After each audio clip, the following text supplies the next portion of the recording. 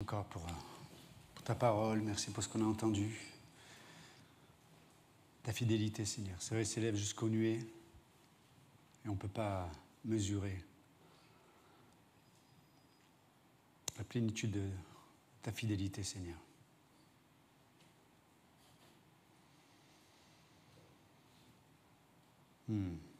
Merci, Père.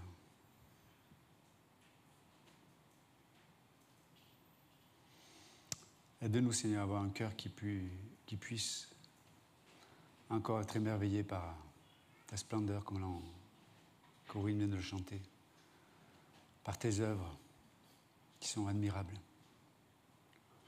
Les œuvres que nous voyons à nos yeux, puis tes œuvres admirables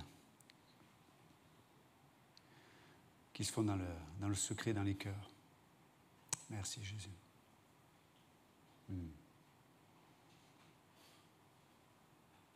Voilà, Seigneur. Prions de fortifier, d'encourager, de relever ce matin dans ta grâce, par ton Esprit Saint, Seigneur. Peut-être ceux ou celles qui, peut-être ont fléchi sous le poids, peut-être le poids de fardeau de la vie, le fardeau des relations peut-être, le fardeau des mauvaises décisions, le fardeau de pensées qui peut-être sont loin de la foi.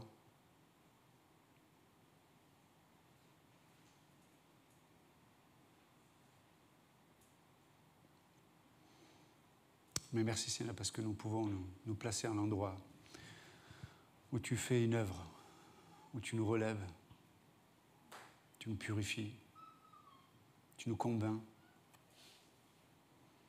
Merci notre Dieu.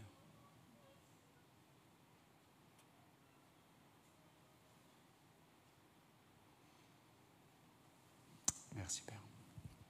Dans ton nom précieux Jésus, nous prions. Amen. Ok, on va profiter de se lever, peut-être changer de position.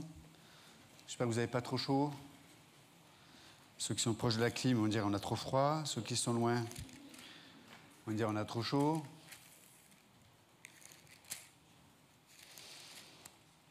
C'est bien d'avoir Christian et Priscilla aussi de l'église de Genève. Je ne sais pas s'ils ont été accueillis. Bienvenue à vous en tout cas. C'est bien.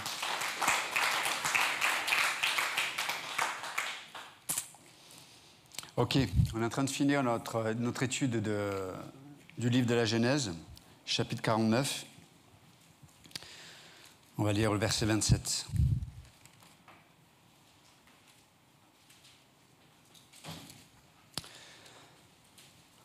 Benjamin est un loup qui déchire.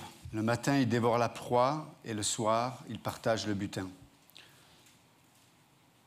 Ce sont là tous ceux qui forment les 12 tribus d'Israël, et c'est là ce que dit leur père. En les bénissant, il les bénit chacun selon sa bénédiction. Puis il leur donna cet ordre: je vais être recueilli auprès de mon peuple. Enterrez-moi avec mes pères dans la caverne qui est au champ d'Éphron, le Héthien. Dans la caverne du champ de Macpéla, vis-à-vis de Mamré, dans le pays de Canaan. C'est le champ qu'Abraham a acheté d'Éphron, le Héthien, comme propriété sépulcrale. Là, on a enterré Abraham et Sarah, sa femme. Là, on a enterré Isaac et Rebecca et sa femme. Et là, j'ai enterré Léa. Le champ et la caverne qui s'y trouvent ont été achetés aux fils des Heths. Lorsque Jacob eut achevé de donner ses ordres à ses fils, il retira ses pieds dans le lit, il expira et fut recueilli auprès de son peuple. Notre Dieu, merci encore de bénir cette parole. Amen. Vous pouvez vous asseoir. Dans les quelques minutes qui nous restent ce matin, on va s'arrêter sur le verset 27 qui nous parle de la dernière tribu qui est mentionnée par ce Jacob qui, dans l'Épître aux Hébreux, il est dit que cet acte qu'il est en train de faire, c'est-à-dire de bénir chaque fils, est un acte de foi. Et l'Écriture nous dit que c'est par la foi que Jacob, se tenant son bâton, bénit ses enfants, ses fils. Et donc, d'ailleurs, on le voit, c'est que du moment où il finit, il donne la dernière instruction sur son corps, là où il voulait être enterré, il va mourir. Donc, on peut voir que c'est dans cette foi, il a accompli un acte qui peut paraître anodin, mais c'est un acte surnaturel. Il s'est tenu avec autorité, mais avant de mourir, voilà, Dieu lui a donné la force et cette capacité pour bénir ses enfants. On a vu les 11 premiers, là, dans Benjamin, c'est le dernier. Il est dit que c'est un loup qui déchire. Et c'est une image, n'oubliez pas que, notamment chez les Hébreux, pour communiquer une vérité, on utilisait souvent des images, alors de l'agriculture ou de la vie des animaux, etc. Mais là, cette image parle de quelqu'un qui se bat. C'est quelqu'un qui n'a pas peur d'affronter des adversaires. Et effectivement, c'est ce que va être Benjamin. Et Benjamin, ça signifie le fils de ma main droite ou le fils de félicité. Donc c'est celui qui a une place d'honneur. Celui qui a une place d'honneur. Effectivement, n'oubliez pas que Benjamin a une place d'honneur parce qu'il a été la provision de Dieu pour soulager Jacob de la perte de Joseph. Parce que Jacob pensait que Joseph était mort. Et c'est comme, même si, parce qu'on le voit dans l'Écriture, on voit la réaction de Jacob, mais on peut voir que le fait d'avoir perdu Joseph, c'est une cicatrice, une blessure qui ne s'est jamais refermée chez Jacob. Mais malgré tout, Dieu lui donna Benjamin pour lui permettre de continuer à vivre.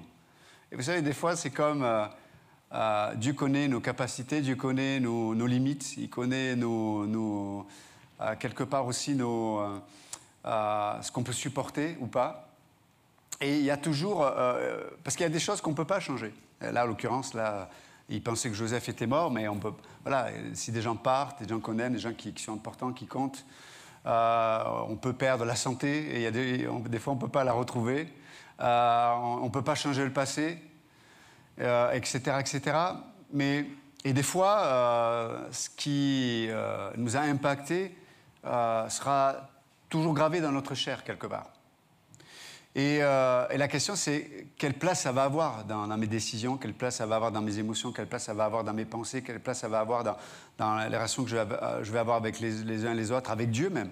Parce que quelque part, des fois aussi, on ne veut pas s'avouer qu'on peut avoir une forme de colère vis-à-vis de Dieu. Pourquoi a-t-il permis ça? Et des fois, en tant que croyant, on n'ose pas le dire, on n'ose pas le penser, on n'ose pas verbaliser cette chose-là, mais dans notre inconscient, c'est gravé. Il y a comme... cette blessure-là, ça a cassé quelque chose, des fois, même avec Dieu. Et des fois, ça peut même arriver dans des relations, dans un couple, même dans les relations fraternelles. Il peut y avoir des attitudes, il peut y avoir des paroles, il peut y avoir une façon d'être qui peut produire ça dans l'âme des gens, dans notre propre âme. Mais c'est intéressant de voir que Dieu a placé Benjamin comme pour soulager, pour que Jacob puisse continuer et être porté dans les années qui allaient l'accompagner après la séparation d'avec Joseph. Et du coup, Jacob va mettre son fils Benjamin dans une place d'honneur, le fils de ma main droite. C'est une place d'honneur, c'est une place de force. Sous-entendu, alors là, c'est sûrement émotionnel ou autre, mais en tout cas, il s'appuie sur ce Benjamin-là. Et puis, vous connaissez l'histoire. Voilà, on a pu la suivre ensemble. Là aussi, il va se retrouver dans une situation où on lui demande. On lui dit, il faut qu'on te prenne Benjamin. Vous imaginez ? Et on peut voir que Dieu, malgré tout, voilà, et quelque part, il s'est trouvé dans une situation où il n'y avait pas d'option.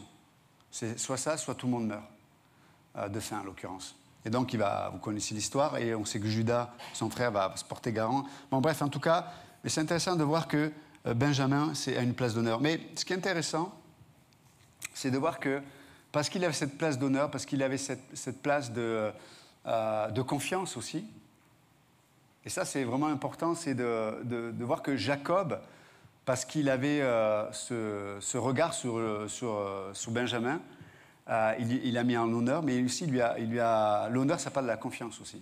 C'est-à-dire qu'à chaque étape de la vie de Benjamin, Jacob l'a placé dans un environnement de confiance.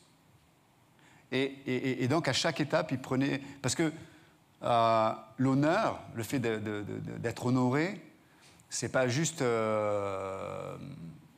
ne peut pas être que émotionnel. Ça doit être marqué par des actes aussi. Et on comprend, bien sûr que ce n'est pas écrit, mais on comprend que Jacob l'a fait avec Benjamin. Et c'est pour ça que Benjamin avait cette identité, on va dire, je vais utiliser le terme, il avait cette position dans la présence de son père. Ça veut dire qu'il savait que le regard de son père ne changerait jamais, quoi qu'il puisse faire. Il avait cette assurance. Et chaque fois que Jacob le mettait en situation où il lui faisait confiance, ça a renforcé cette réalité. Et c'est pour ça que Benjamin est devenu cette tribu, là c'est un fils, mais plus tard est devenu cette tribu qui va être une tribu de guerriers, une tribu de gens qui ont une assurance, qui ont cette volonté de protéger. Entre parenthèses, si vous lisez Deutéronome 33:12, je vous le lis, là, cette fois-ci, ce n'est pas Jacob qui donne des bénédictions pour les tribus d'Israël, là, c'est Moïse, avant de mourir. Et Moïse dit, sur Benjamin, il dit, c'est le bien-aimé de l'Éternel. On va en parler tout à l'heure. Il habitera en sécurité auprès de lui, l'Éternel le couvrira toujours et résidera entre ses épaules. Et les épaules, on sait que ça parle de protection. Oui, c'est intéressant quand même. Et pourquoi ? Parce que Benjamin se place à l'endroit où Dieu peut le prendre sous sa protection. Mais pour revenir un peu à ce que je suis en train de dire, c'est que nous sommes, par exemple, en Jésus-Christ, la Bible dit que nous sommes les bien-aimés de Dieu. Nous sommes enfants de Dieu. La Bible dit que dans l'Épître aux Colossiens, que nous sommes assis en Jésus-Christ. Nous avons une position. Et dans cette position, il y a quoi ? Il y a un honneur qui n'est pas le nôtre, mais qui est le fruit de l'œuvre de Jésus-Christ. Et dans cette position, nous sommes aimés. Dans cette position, nous sommes en sécurisé. Mais dans cette position, nous sommes aussi valorisés. Donc, en vérité, on peut voir que la notion de position, c'est-à-dire sur quoi je construis mon regard de Dieu et le regard de Dieu me concernant. Sur quoi je veux le construire ? Elle est là, la vraie question. Parce que si je ne construis pas ma vie sur la position dans laquelle Dieu m'a placé, je vais avoir des déviances dans mon identité. Certains vont avoir des mécanismes de défense, certains vont dans ces mécanismes de défense, il y en a qui fuient. Vous savez, celui qui fuit ou celle qui fuit, elle sera toujours rattrapée par la chose qu'elle fuit. C'est qu'une question de temps. Il y en a qui se cachent. Et quand on se cache, malheureusement, ça va créer dans notre âme une capacité à être insensible à la lumière de Dieu. On appelle ça après la conscience cautérisée. Il y en a qui vont devenir, ils vont avoir une forme d'handicap dans leur volonté. Ils sont paralysés. Ils sont paralysés. Je suis incapable, je ne pourrai pas. C'est trop pour moi, j'en peux plus. Il est trop comme ceci ou elle est trop comme cela. Ils sont paralysés. Parce qu'à l'intérieur, ils n'ont pas construit leur regard vis-à-vis de Dieu et le regard de Dieu vis-à-vis d'eux-mêmes sur la position dans laquelle, là où Dieu les a placés, en fait, en Jésus-Christ.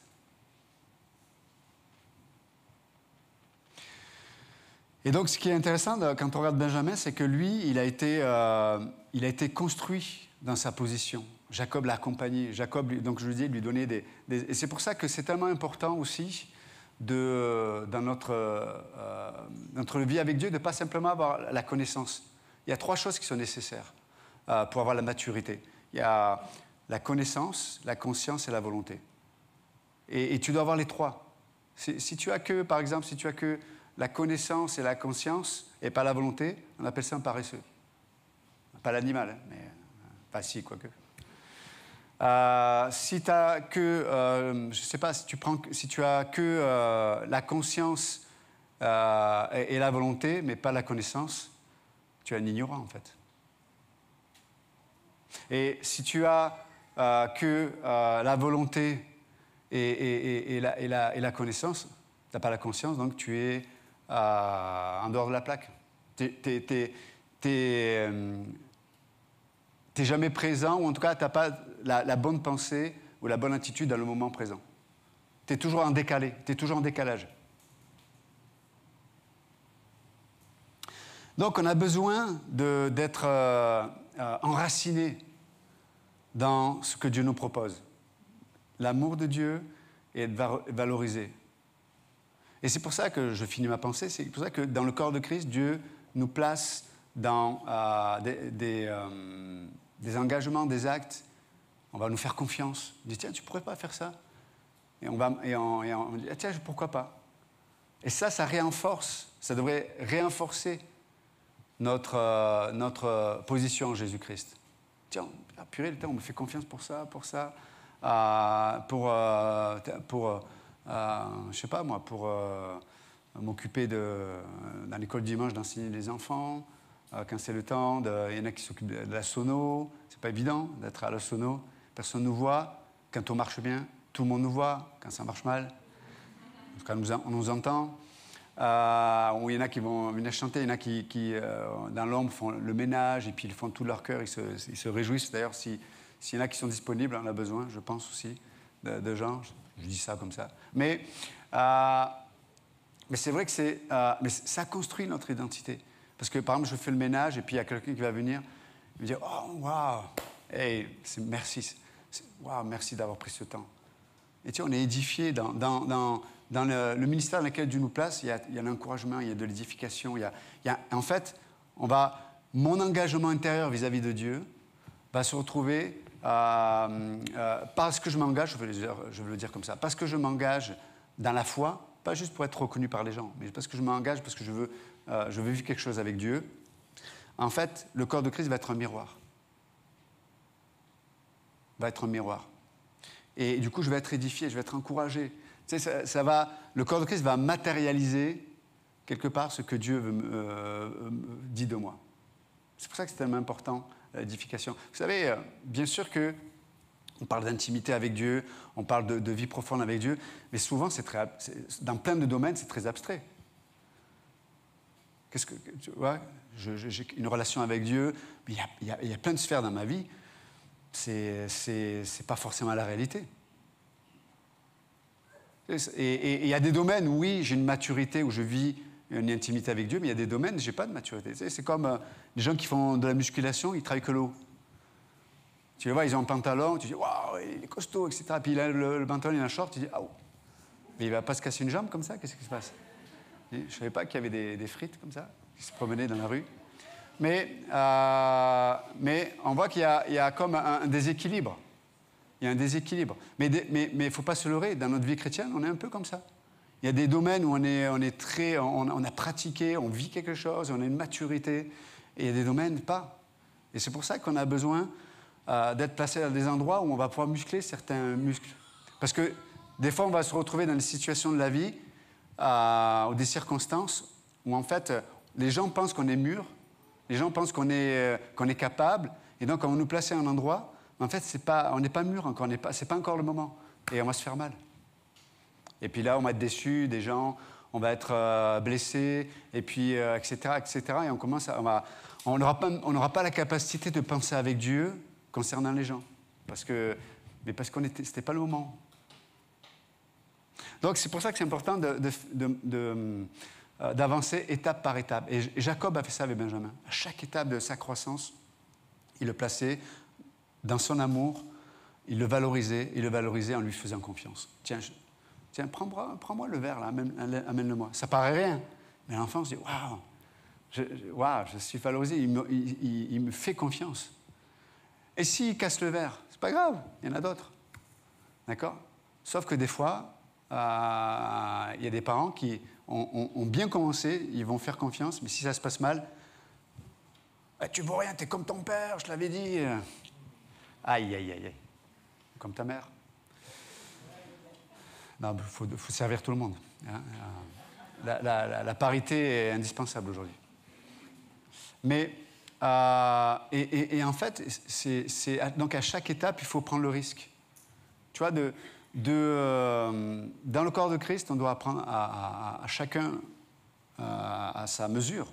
Mais on doit pas avoir peur des risques. Et on fait confiance. Et petit à petit, etc. Et c'est pour ça que ça demande de la sagesse, ça demande d'être conduit par l'esprit, parce que moi, je ne sais pas qu'est-ce qui est sage. Je ne sais pas qu'est-ce que... OK, honorer quelqu'un, lui faire confiance, je ne sais pas ce qu'il y a dans son cœur, je ne sais pas dans quel domaine il est mûr, moins mûr, etc. Parce que des gens peuvent paraître mûrs, humainement parlant. Mais peut-être que dans leur âme, ils ne le sont pas. Il y a comme un décalage. Des fois il y a un décalage entre ce que je sais, ce que je dis et ce que je suis. Il y a des décalages, et ça s'appelle l'immaturité. Il n'y a pas d'unité entre tout ça. Et donc, du coup, dans le présent, on n'est pas prêt à affronter ce qu'on nous présente dans le présent. Donc, c'est vraiment important. Mais c'est aussi important pour nous de répondre à ça, d'accepter les challenges, d'accepter les défis, qui ne sont pas juste des opportunités pour la personne de me faire quelque chose dont il a besoin.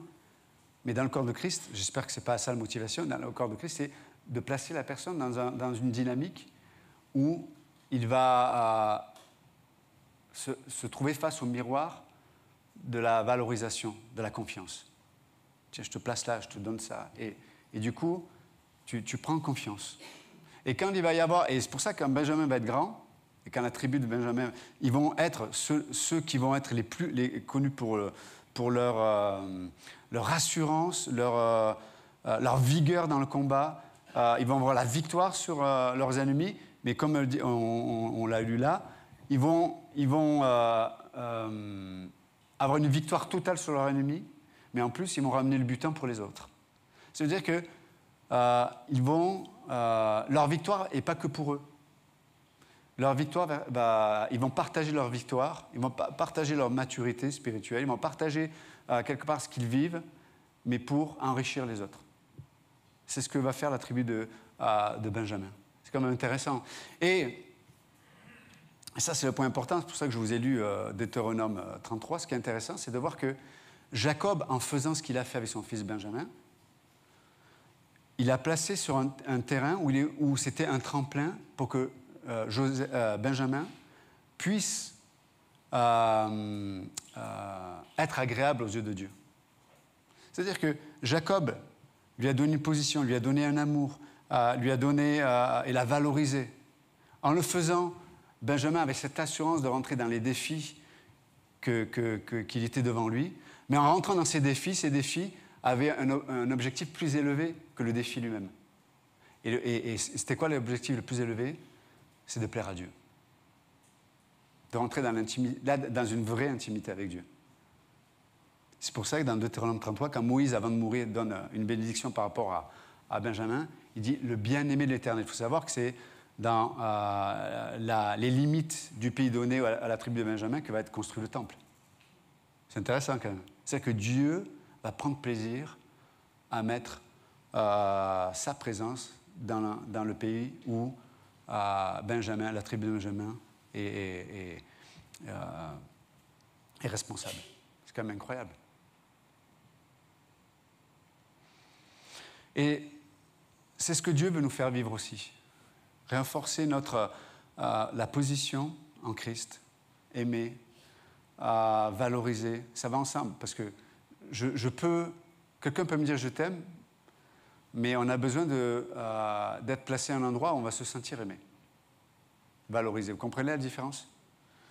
Et c'est comme des fois, j'ai l'occasion de conseiller des fois des couples, mais des fois vous avez les gens il y a des difficultés. En général, quand ils viennent me voir, c'est pas pour me dire pasteur tout va bien, mais et des fois tu entends le mari qui dit mais est-ce que je pose la question, est-ce que tu aimes ta femme? Il dit oui, j'aime ma femme. Est-ce que tu lui dis? Non, elle le sait. Mais non, elle ne le sait pas. Elle a besoin de le savoir par des actes. Oui, mais à tous les Noëls, je lui offre un cadeau. Pour son anniversaire, mais est-ce que tu ne peux pas lui faire des présents ou des intentions de ton amour en dehors des moments officiels? Oui, et ça nourrit la réalité de l'amour. Parce que, voilà, c'est pas parce que des fois, on se dit, mais moi, intérieurement, dans ma conversation intérieure, je sais que j'aime la personne. Donc, ça justifie tout mon comportement, ma façon d'être, etc. Parce que je sais que je l'aime. Mais ça ne marche pas comme ça. Vous êtes d'accord avec moi? Car Dieu a tant aimé le monde qu'il a donné. Oui ou non?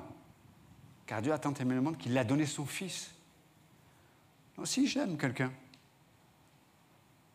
qu'est-ce que tu vas lui démontrer? Et donner, ce n'est pas simplement de faire des cadeaux, des présents. Donner, c'est souvent faire la place à l'autre dans ma vie. Et pour faire la place à l'autre, on l'a vu, vous vous souvenez, on en a parlé, c'est accepter de mourir à certains égards sur moi-même. Parce que si je ne fais pas de la place, il n'y a pas de place pour les autres. Même pour mon mari ou ma femme ou mes enfants. Et du coup, quand il n'y a pas de place, les autres me gênent. Les autres me gênent. Tant qu'ils restent à eux, à leur place, ça va. Mais dès qu'ils empiètent sur la place que je n'ai pas à l'intérieur de moi, ben, on va au clash, quoi. Et là, effectivement, on regarde ce qui manque chez l'autre, ce qu'il a fait, ce qu'il n'a pas fait, ce qu'il a dit, ce qu'il n'a pas dit, etc. Et c'est terrible. C'est terrible. Mais en fait, tout ça, ça dénote le fond. Le fond, c'est ta position. C'est quoi? C'est quoi qui nourrit ton besoin d'être aimé? C'est quoi qui nourrit ça? Vous savez, on va toujours trouver ce qu'on cherche. C'est-à-dire que, par exemple, si je rentre dans un mariage, c'est toujours un bon exemple, mais si je rentre dans un mariage, parce que je crois que cette relation, ce mariage, va me faire grandir dans ma connaissance de Dieu, mais en rentrant dans le mariage de cette façon-là, parce que je cherche ça, je vais trouver Dieu. On trouve toujours ce que l'on cherche. Si je rentre dans un ministère, je sais pas, dans quelque chose dans l'Église, on me propose quelque chose, si je cherche la reconnaissance, ben, peut-être je vais la trouver, mais mon âme va dépérir. Par contre, si je m'investis, si je m'engage, et je dis, mais ma motivation, c'est de grandir avec Dieu, de chercher Dieu, je vais trouver ce que je cherche. Est-ce que vous suivez, vous comprenez? Donc, la question que tu dois te poser, c'est qu'est-ce que je cherche? Pareil dans l'éducation. Est-ce que je cherche seulement à ce que mes enfants soient une place sociale ou quelque part, je peux me glorifier à travers eux? Et je vais les voir qu'à travers ça? En fait, je ne les aime pas. Je veux juste qu'ils accomplissent ce que moi, je n'ai pas pu peut-être accomplir. Ça s'appelle de l'égoïsme et de l'orgueil, malgré tout ça.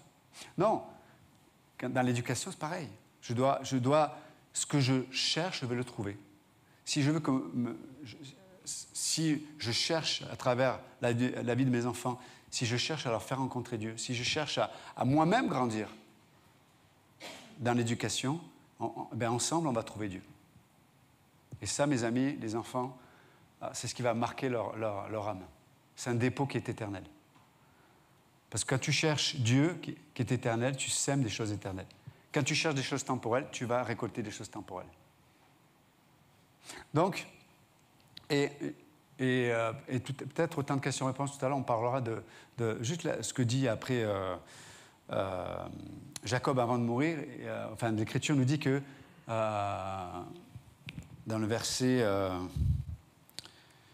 28, ce sont là tous ceux que forment les 12 tribus d'Israël, et c'est là ce que leur dit leur Père. En les bénissant, il les bénit chacun selon sa bénédiction. Et on parlera de ça peut-être autant de questions-réponses.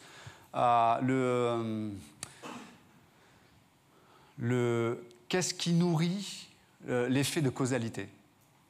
La causalité, c'est-à-dire, je fais quelque chose, ça produit quelque chose. Mais avant que je fasse quelque chose, donc avant que la cause produise l'effet, qu'est-ce qu'il y a avant? On parlera de ça. Certains vont dire, non, je ne viens pas, je ne comprends même pas la question. Mais venez, je vais expliquer ce que je veux dire. Parce que c'est très intéressant. Mais je n'ai pas le temps de le traiter ce matin.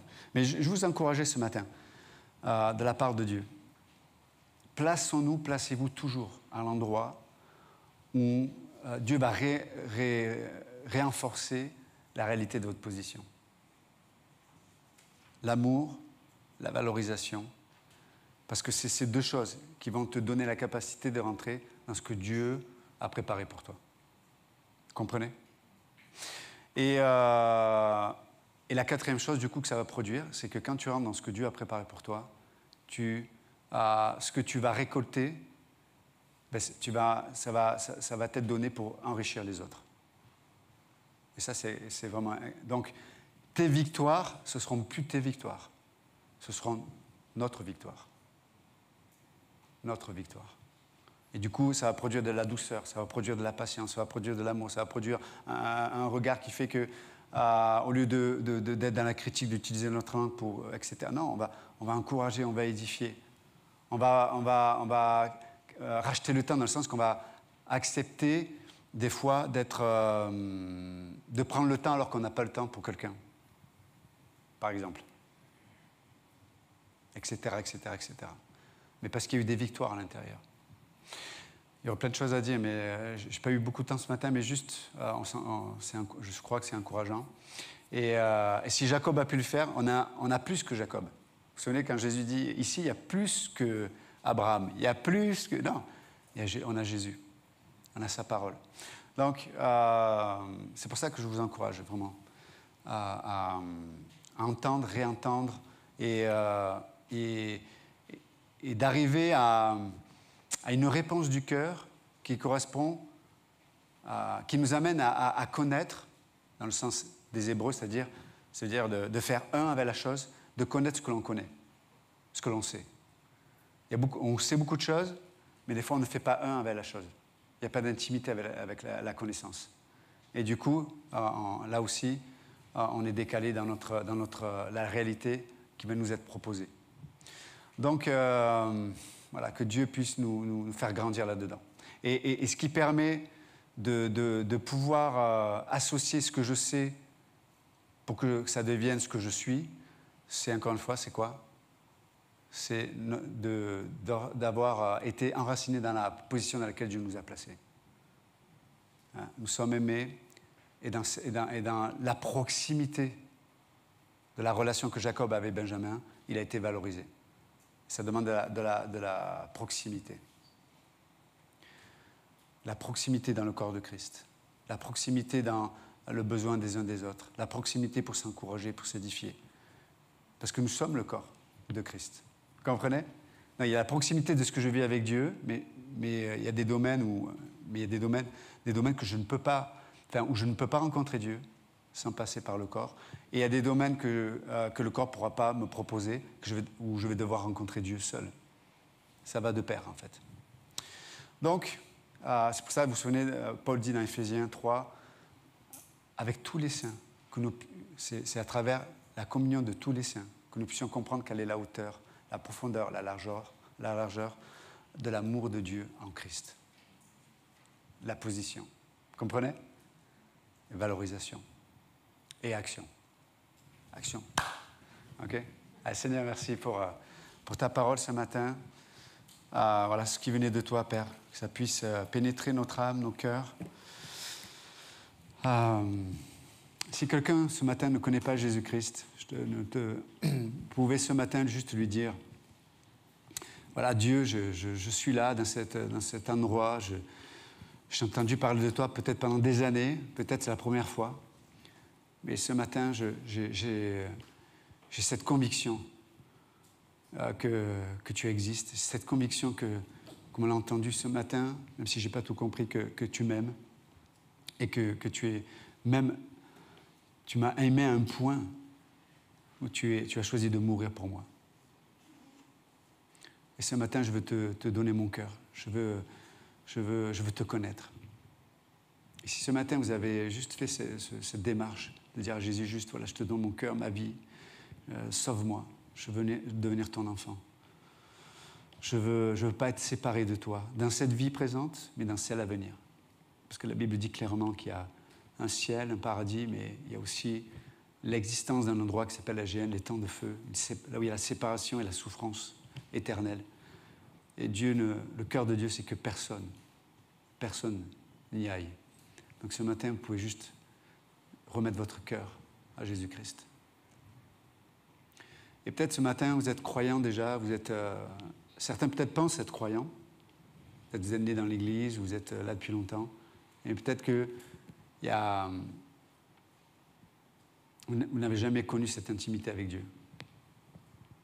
Et vous avez des désirs, vous avez des penchants, vous avez des choses qui sont complètement opposées au cœur de Dieu, à la nature de Dieu, au désir de Dieu. Et ce matin, peut-être que Dieu veut vous dire, arrête de t'illusionner toi-même et deviens maintenant mon enfant. Comme dit l'Écriture, convertis. Quand le prophète dit, mais Seigneur, tourne-moi, je serai tourné. Convertis-moi, je serai converti. Ce matin, peut-être, c'est l'occasion pour vous aussi de vraiment faire cette vraie démarche avec Dieu. Donc, merci Seigneur de bénir le reste de cette journée et sois élevé et glorifié. Amen. Que Dieu vous bénisse.